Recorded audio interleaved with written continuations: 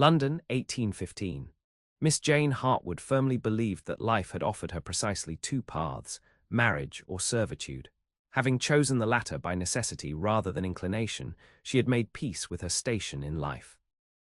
At 26, with no fortune and unremarkable looks, or so she had been told by her practical aunt, Jane had long ago abandoned the girlish fantasy that a gentleman might value her mind over her dowry. Intelligence in a woman is like salt in a recipe, her aunt had warned. A pinch enhances, but too much ruins the dish entirely. Jane had consequently learned to measure her intelligence in careful pinches when in society, though privately she devoured books in 5 languages and maintained a secret correspondence with several renowned scholars who believed her to be a reclusive gentleman of letters.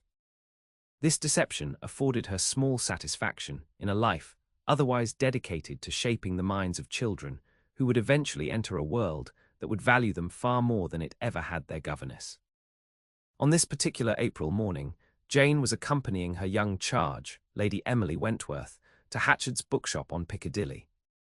At 13, Emily possessed a lively curiosity that Jane carefully nurtured, even as the girl's mother, the Countess of Pembroke, fretted about her daughter becoming too bookish for suitable marriage prospects. "Miss Hartwood, might I look at the poetry section?" Emily asked, her eyes bright with anticipation. "Certainly, but remember your mother wishes us to select primarily books on deportment and household management," Jane replied with a conspiratorial smile, "though perhaps we might find room in our basket for a volume of Wordsworth." As Emily wandered toward the poetry section, Jane moved to examine the newly arrived classical texts, a small indulgence she permitted herself whenever they visited. Her fingers traced the leather spine of a beautifully bound edition of Virgil's Aeneid when a deep voice behind her quoted Faciles descensus Averno. "The descent to hell is easy," Jane translated automatically before turning to face the speaker. "Though I've always found the complete line more compelling, the descent to hell is easy, but to retrace one's steps and return to the upper air, this is the task, this is the toil." Only after the words escaped her lips did Jane register the impressive figure before her, tall, impeccably dressed in a midnight blue coat that emphasized broad shoulders, with features that somehow managed to be both aristocratic and ruggedly handsome. His eyebrows lifted slightly in surprise or perhaps amusement. "You have me at a disadvantage, sir," she said, cursing her impulsive correction, "for I cannot recall having made your acquaintance." "Sebastian James, Marquess of Thornfield," he said with a slight bow. "And you are correct both in your translation and in noting our lack of formal introduction. Forgive my impropriety in addressing you." Jane felt heat rise to her cheeks. A marquis, she had just corrected a marquis on his Latin. "Miss Jane Hartwood, my lord, governess to Lady Emily Wentworth." "Ah, a governess who reads Virgil in the original Latin. Uncommon, though certainly commendable." There was something in his tone, not quite condescension, but a certain amused detachment that prickled Jane's pride. She was saved from replying by Emily's return, arms laden with books that most certainly were not treatises on household management. "Miss Hartwood, I found the most wonderful—" "Oh," Emily stopped short, noticing Lord Thornfield. She dropped into a perfect curtsy. "Good morning, my lord." "Lady Emily," Lord Thornfield acknowledged with a gentlemanly nod. "I see your governess ensures you are well read." "Miss Hartwood knows everything," Emily declared with the absolute conviction of youth. "She speaks 5 languages and can calculate sums faster than my brother, who's at Cambridge." Jane felt the heat in her cheeks intensify. "Lady Emily, such exaggeration is unbecoming." The Marquis's lips quirked in what might have been the beginning of a smile. "5 languages. I find myself increasingly impressed, Miss Hartwood." Before Jane could formulate a suitably modest response, the bookshop door opened, admitting a flurry of fashionable society ladies who immediately recognized Lord Thornfield. Jane took this opportunity to guide Emily toward the counter, away from the nobleman whose attention had suddenly shifted to greeting the newcomers. "Who was that gentleman?" Emily whispered as they paid for their selections. "The Marquess of Thornfield," Jane replied, feeling inexplicably flustered. "And it is impolite to whisper in public, Lady Emily." He's very handsome, Emily observed with the frankness of youth. And he seemed quite impressed with you. He was merely being polite to your father's employee, Jane said firmly, though she could not help glancing over her shoulder as they departed. To her surprise, she found the Marquess's gaze following them out of the shop, his expression unreadable.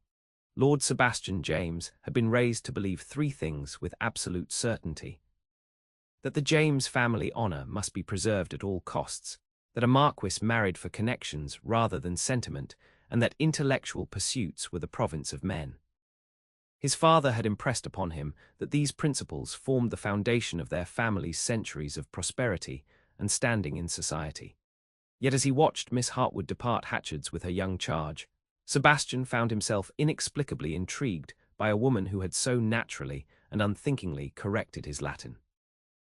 He had quoted Virgil merely as an opening to conversation, a habit formed during his university days, but had not expected a governess to not only recognize the quote, but improve upon it.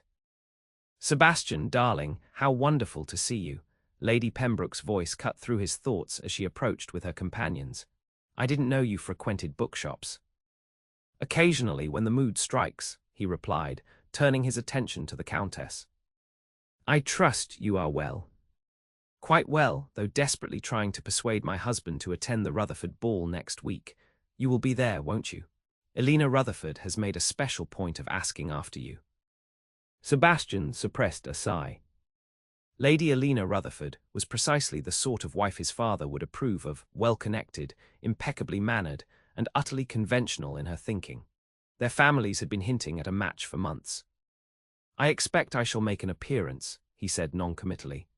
"Excellent. I just saw my Emily leaving. I do hope that governess of hers isn't filling her head with unsuitable notions again. She's forever encouraging Emily's interest in subjects that will hardly attract a proper husband." "Miss Hartwood seemed quite knowledgeable," Sebastian found himself saying. "Lady Emily is fortunate to have such an accomplished teacher." Lady Pembroke waved a dismissive hand. "Oh, she's clever enough, I suppose, though I sometimes worry she's too learned for her own good. A woman with too many ideas rarely knows her place, but she came with excellent references, and Emily adores her." Sebastian nodded politely, while inwardly bristling at the Countess's dismissal. He had always considered himself progressive in his thinking about education, having championed the modernization of the village school on his estate. Yet until this moment, he had never particularly questioned society's views on the education of women. As he made his excuses and departed the bookshop, Sebastian found himself wondering what other knowledge resided behind Miss Hartwood's clear brown eyes, and why the thought of her should occupy his mind at all. 1 week later, the ballroom of Rutherford House blazed with candlelight as London's elite gathered for one of the season's most anticipated events. Jane stood discreetly along the wall with the other governesses and companions, watching as Lady Emily joined a set of country dances under the proud gaze of her parents. Though Jane rarely enjoyed these occasions, which only emphasized her liminal position in society, neither servant nor equal, she took pleasure in seeing Emily execute the complicated steps with the grace they had practiced. "She dances well," came a now familiar deep voice beside her. "A credit to her instructor, I imagine." Jane turned, startled to find Lord Thornfield standing beside her rather than among the eligible gentlemen surrounding Lady Elena Rutherford across the room.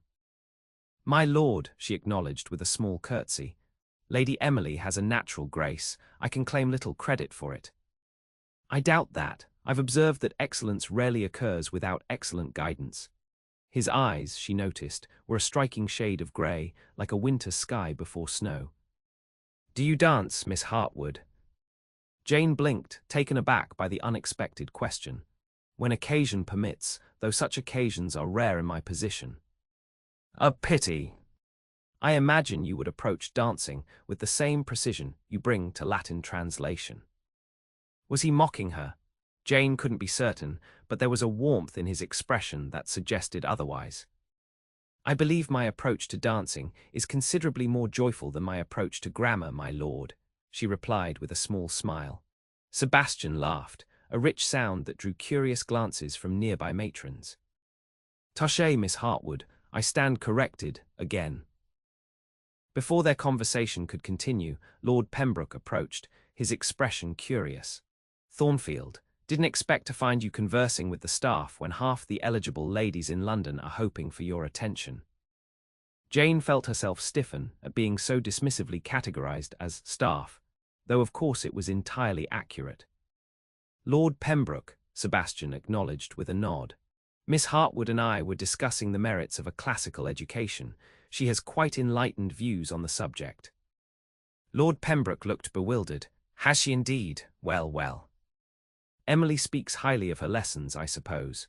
He turned to Jane. My wife was looking for you, Miss Hartwood, something about Emily's shawl. Taking the dismissal for what it was, Jane curtsied to both men. My lords, she murmured, then departed to find her employer, acutely aware of Lord Thornfield's eyes following her retreat. Later that evening, as the musicians paused between sets, Jane found herself near the refreshment table, securing a cup of lemonade for Emily. The crowd parted momentarily, revealing Lord Thornfield in conversation with several gentlemen of the ton, including the notoriously erudite Sir William Barrett, known for peppering his conversation with classical references to display his education. The modern political situation brings to mind Cicero's observation, Sir William was saying loudly. O tempora, o mores, the times, the customs, though I believe he also wrote, dum spiro iro spira. Jane winced involuntarily at the butchered Latin. Several nearby listeners nodded appreciatively at Sir William's apparent erudition. Are you quite certain of that quote, Barrett? Lord Thornfield asked, his tone casual, but his eyes suddenly meeting Jane's across the room. Absolutely, Sir William replied confidently. While I breathe, I shall hope. Basic Latin, my dear Thornfield. Jane hesitated only a moment before moving closer, ostensibly to collect a napkin. As she passed behind the gentleman, she murmured just loudly enough for Lord Thornfield to hear, dum spiro spero. While I breathe, I hope. Sir William has added an erroneous ero. She continued walking, heart pounding at her own audacity, when she heard Lord Thornfield's voice rise clearly. Actually, Barrett, I believe the correct phrasing is dum spiro spero. The construction requires no additional verb. Jane didn't dare look back, but she heard Sir William's blustering response and the murmurs of the other gentlemen. Moments later, as she handed Emily her lemonade, she felt a presence beside her and turned to find Lord Thornfield again. Miss Hartwood, he said quietly, I believe I owe you my gratitude for preventing me from allowing an error to stand uncorrected. I spoke out of turn, my lord, she replied, mortified now at her impulsiveness. It was presumptuous. On the contrary, he said, his voice warm with unmistakable admiration. It was precisely the right thing to do. Knowledge deserves defense, regardless of its source. His eyes held hers for a moment longer than propriety strictly allowed. Though perhaps next time, you might correct me directly rather than through me. I assure you I prefer accuracy to pride. With that, he bowed slightly and returned to his companions, leaving Jane breathless with confusion. No gentleman of his standing had ever spoken to her with such respect. It unsettled everything she believed about her place in society. Across the ballroom, Lady Pembroke observed the exchange with narrowed eyes. The following morning, Jane was summoned to Lady Pembroke's morning room. The Countess sat at her writing desk, penning correspondence, and did not look up immediately when Jane entered. You wish to see me, my lady? Jane asked after a respectful silence. Lady Pembroke set down her pen and turned. Yes, Miss Hartwood. I noticed you in conversation with Lord Thornfield at considerable length last night. Jane felt her stomach tighten. He was kind enough to inquire after Lady Emily's progress in her studies, my lady. Twice. And with such apparent interest. Lady Pembroke's perfectly arched eyebrow conveyed her scepticism. Lord Thornfield is an eligible bachelor of considerable fortune and title. He is also being actively pursued by numerous ladies of quality, including Lady Alina, whom I personally favour. It would be most unfortunate if his attention were diverted by inappropriate interactions. The implication was clear, and Jane felt heat rise to her face. I assure you, my lady, Lord Thornfield merely. Let us speak plainly, Miss Hartwood, Lady Pembroke interrupted. You are my daughter's governess, a position of respect in this household, but you are not a member of society. Whatever attention Lord Thornfield has shown you is either momentary curiosity or something less flattering to you both. I would not wish to see you develop misapprehensions about your position, nor would I wish for the Marquess to find himself the subject of unfortunate gossip. Jane stood very still, humiliation washing through her. I understand perfectly, my lady. There will be no cause for concern. Excellent, that will be all. As Jane left the room, she admonished herself for her foolishness. Of course, Lady Pembroke was right. What had she been thinking, engaging with a Marquess as though they were equals? It was precisely this sort of presumption that had cost her predecessor her position.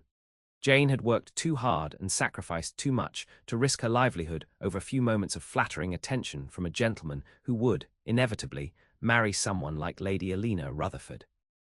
For the next fortnight, Jane threw herself into Emily's lessons with renewed vigour, grateful that the Pembrokes' social engagements rarely included the Marquess of Thornfield. She had nearly convinced herself that the whole episode was best forgotten when fate intervened in the form of Lady Pembroke's annual literary salon. These events were the Countess's attempt to appear intellectual while actually providing another venue for social matchmaking. Poets and authors were invited to read from their works, while the cream of society pretended to listen between flirtations and gossip. Jane normally avoided these gatherings entirely, using the time to catch up on correspondence or reading. But this year, Emily had persuaded her mother to allow her attendance for the first hour, with Jane as chaperone. "Miss Hartwood, isn't it thrilling?" Emily whispered as they entered the crowded drawing room. "Mr. Barton himself will be reading from his new epic poem." "Very exciting," Jane agreed, though privately she found Mr. Barton's verse pompous and derivative. "Remember, we are to remain only until 9 o'clock, and you are not to monopolize any of the literary guests." The room was already filled with elegant ladies and gentlemen, with the authors easily identifiable by their slightly less fashionable attire and the hungry look with which they eyed the lavish refreshments. Jane guided Emily to a seat near the back, planning to remain as inconspicuous as possible. This plan dissolved when Lady Pembroke approached with none other than Lord Thornfield in tow. "Emily, darling, look who has arrived." Lord Thornfield has just returned from his estate in Derbyshire and was telling me about the fascinating Roman artifacts discovered on his lands. Emily curtsied prettily while Jane tried to become invisible, focusing her gaze on a point just beyond the Marquess's shoulder. "Lady Emily," Lord Thornfield greeted warmly, "and Miss Hartwood, a pleasure to see you both again." Jane was forced to acknowledge him with a curtsy and murmured greeting, conscious of Lady Pembroke's watchful eyes. "Miss Hartwood, I recalled our discussion of Virgil," he continued. "I brought something I thought might interest you, with your permission, of course, Lady Pembroke." The Countess looked momentarily discomfited, but could hardly object in front of her daughter. "How thoughtful, my lord." From his coat, Lord Thornfield produced a small volume, a rather unusual edition of the Aeneid with commentary by a female scholar who published under a male pseudonym. "I thought it might interest both Lady Emily and her governess." Jane accepted the book with trembling fingers. "This is exceedingly generous, my lord. I'm not certain I can accept such a valuable gift." "It's for Lady Emily's education," he replied smoothly, though his eyes conveyed a different message. "I'm merely supporting her studies." "How wonderful!" Emily exclaimed, peering at the book. "Isn't Lord Thornfield kind, mamma?" "Indeed," Lady Pembroke replied, her smile not reaching her eyes. "Though I'm sure Lord Thornfield would be most interested in meeting Mr. Barton. He's just arrived." "Of course," Sebastian agreed, but before allowing himself to be led away, he added quietly, "The marginalia in Chapter 6 is particularly enlightening, Miss Hartwood." When Jane later examined the book, she discovered tucked into Chapter 6 a folded note in a strong masculine hand. "Miss Hartwood, I would value your thoughts on the enclosed translation I've attempted of a recently discovered inscription from my estate. My Latin appears to be in need of correction, and I know no finer scholar to consult." The note included a rubbing of what appeared to be a genuine Roman inscription, along with Lord Thornfield's translation attempt. Jane's heart raced as she realized what he had done, created a perfectly proper reason for further intellectual exchange that even Lady Pembroke could not reasonably forbid. Over the next 2 months, a careful correspondence developed between Jane and Lord Thornfield, ostensibly about classical translations and educational theories, but increasingly revealing personal thoughts and experiences. Each letter was properly channeled through Lady Emily's lessons, with Jane providing scholarly feedback on his archaeological findings that Emily would dutifully mention to her mother. Lord Thornfield says Miss Hartwood's interpretation of the inscription has been validated by a professor at Cambridge, Emily reported proudly at breakfast one morning. He says she has uncommon insight and refreshing intellectual honesty. Lady Pembroke pressed her lips together, but could hardly object to what appeared to be a gentleman's appreciation for her daughter's education. Meanwhile, Sebastian found himself increasingly captivated by Jane's letters. Her incisive mind, her subtle humor, and the glimpses of personal philosophy that emerged between scholarly observations. When they occasionally encountered each other at social functions where Jane accompanied Emily, their conversations maintained proper distance but carried the warmth of their growing connection. For Jane, the correspondence became a lifeline, an opportunity to engage her full intellect without constraint. Yet she remained acutely aware of the impossibility of the situation. No matter how much Lord Thornfield seemed to value her mind, society would never accept more than their current arrangement. She was a governess, he was a marquess. Reality could not be rewritten, even by the most elegant Latin scholar. This careful balance collapsed one evening at the Midsummer Musicale, hosted by the Duchess of Harrington. Jane stood at the back of the room as Emily performed a pianoforte piece they had practiced for weeks. Her heart swelled with pride as the young girl played flawlessly, earning enthusiastic applause. As the next performer took her place, Jane slipped out to the adjoining conservatory for a moment of quiet. She was examining a rare orchid when she heard a familiar voice. "Her performance was exemplary," Lord Thornfield said, entering the conservatory. "You've taught her well." Jane turned, her pulse quickening despite her best efforts. "Thank you, my lord." "She has worked diligently." "As have you, I suspect." He moved closer, his expression serious. "Miss Hartwood, Jane, I find I can no longer maintain this pretense." "My lord." "Sebastian," he corrected gently. "When we are private, at least grant me the comfort of hearing my name from your lips." Jane shook her head, taking a step back. "We should not be having this conversation. It can lead nowhere except disappointment." "Why?" "Because of my title, your position." His voice held frustration. "I have never met anyone who challenges my mind as you do, who makes me question assumptions I've held my entire life." "That is precisely why this is impossible," Jane replied, struggling to keep her voice steady. "You are expected to marry a woman of your station. Someone who will enhance your position in society, not compromise it." "I am expected to marry a woman who will bring connections and breeding to the James family line," Sebastian countered. "But what good are those qualities without the intelligence to manage an estate, without the wisdom to raise children of character, without the courage to speak truth, even when it contradicts a marquis?" Jane felt tears threatening and blinked them back furiously. "Please do not say things that cannot be unsaid. I have my position to consider. And I have my life to consider, a life that has become unimaginable without." They were interrupted by the sudden entrance of Lady Pembroke and Sir William Barrett. The Countess's eyes widened at finding her daughter's governess alone with the Marquis, Lord Thornfield. "I've been looking everywhere for you," Lady Pembroke exclaimed with forced brightness. "Lady Alina was hoping you might turn the pages for her next performance." Sir William, meanwhile, gave Jane a dismissive glance. "Is this where the servants have been hiding? My good fellow, I require refreshment. Be a good girl and fetch me some champagne." Jane felt the blood drain from her face at being mistaken for a maid. Before she could speak, Sebastian's voice cut through the conservatory, cold as ice. "Sir William, you are addressing Miss Hartwood, a scholar whose understanding of classical languages exceeds your own by considerable measure." The same woman who corrected your mangled Cicero quotation at the Rutherford ball, though she was too gracious to embarrass you publicly." A horrified silence fell.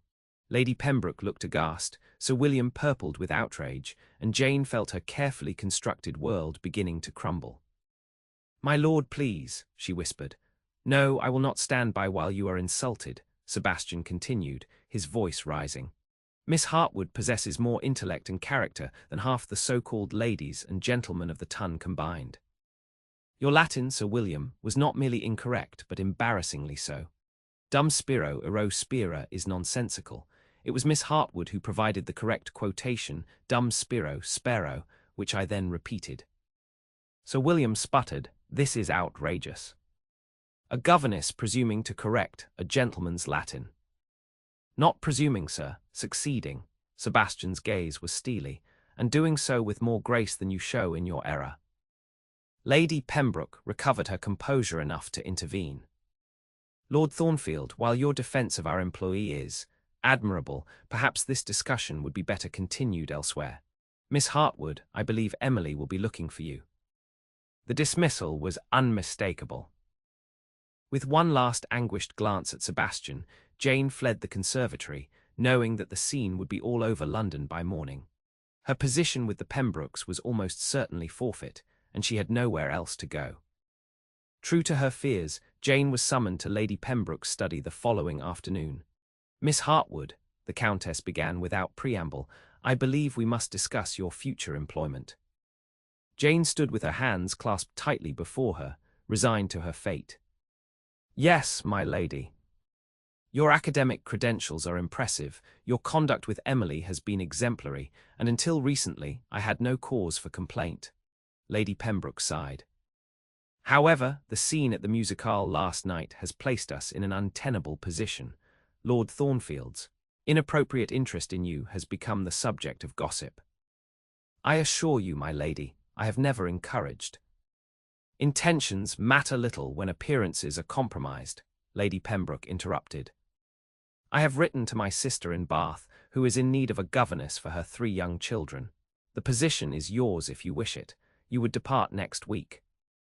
Bath, far from London, far from the social circles where she might encounter Sebastian again.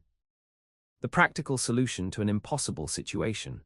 "That is most generous, my lady," Jane replied, her voice hollow. "I accept with gratitude." "Excellent, I shall write to inform her immediately." Lady Pembroke hesitated. "Miss Hartwood, I do not say this unkindly, but a woman in your position must be realistic. Lord Thornfield may fancy himself enlightened in his admiration for your intellect, but a man of his station has duties to his title and family line. Whatever his current infatuation, it would inevitably end in disappointment for you both." Jane nodded, unable to speak around the lump in her throat.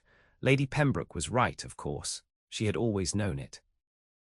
The fantasy that a marquis might truly value a penniless governess for her mind alone was just that, a fantasy born of novels and wishful thinking. That evening, Jane wrote a brief, formal note to Lord Thornfield, informing him of her imminent departure for Bath and thanking him for his scholarly correspondence, which must now conclude. She sealed it with wax and gave it to a footman for delivery, then returned to her room to pack away dreams along with her few possessions. 3 days before Jane's scheduled departure, Emily burst into the schoolroom, her face alight with excitement. "Miss Hartwood, you'll never believe who's arrived. Lord Thornfield is downstairs with Papa, and he's asked specifically to see you." Jane felt the blood drain from her face. "That's impossible, Emily. Your mother would never." "Mamma isn't here. She's gone to visit Aunt Margaret, and Papa actually seemed pleased to see Lord Thornfield. They're in Papa's study now, and Papa sent me to fetch you." Jane smoothed her simple grey dress with trembling hands.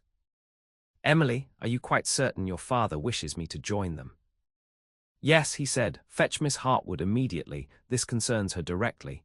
"Oh, please hurry. I'm dying of curiosity."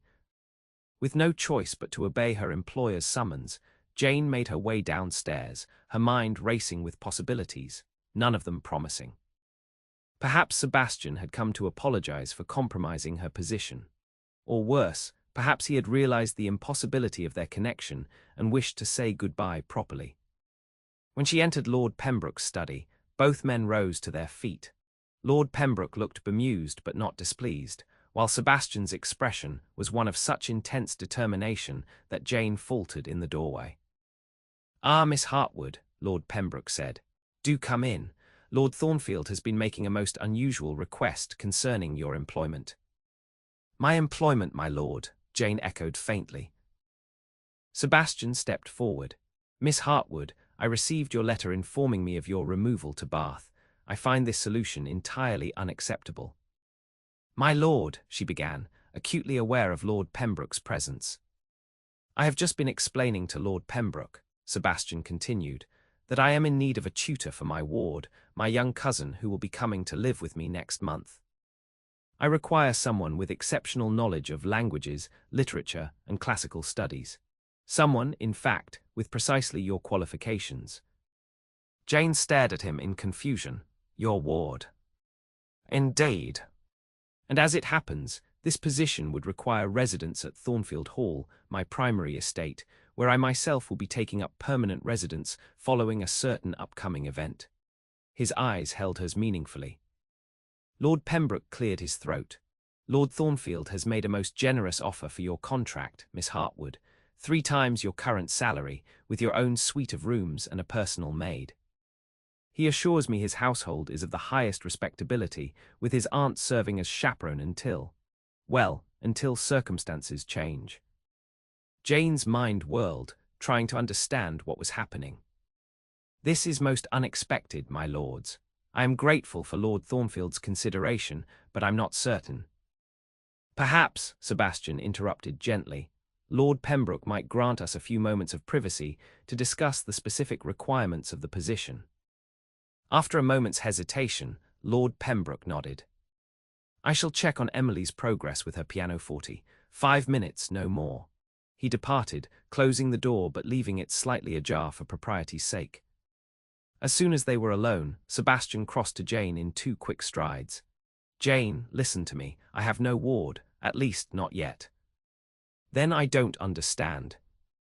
"I needed a reason to remove you from the Pembrokes' household that Lady Pembroke could not reasonably protest.